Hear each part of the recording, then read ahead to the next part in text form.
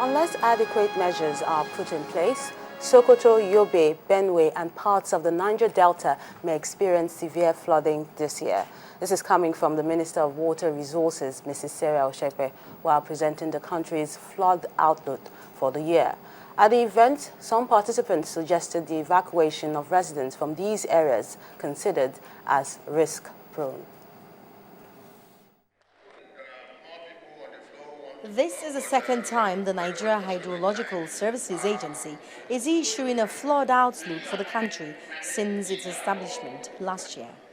The federal government had established this agency in 2013 after 27 states across the federation experienced severe flooding that killed over 400 people and displaced about 2 million in 2012. The Nigeria Hydrological Services Agency was therefore set up to provide advanced flood warnings in order to prevent such disasters. Presenting this year's flooding forecast, the Minister of Water Resources, Mrs. Sarah Ochekpe, urged Nigerians to take the forecasts seriously.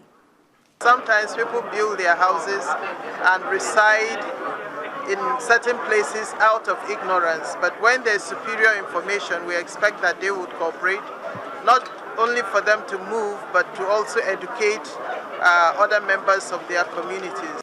The agency announced that Sokoto, Yobe, Benue and parts of the Niger Delta Basin are high flood risk areas for 2014.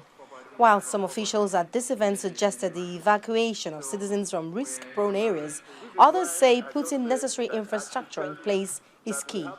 We have tried our best to put most of the victims back to their farm places, that is, move them from where have been flooded to where there are no flood possibility. Now, when you relocate people, you dissociate them from their communities, and that is a major social disaster.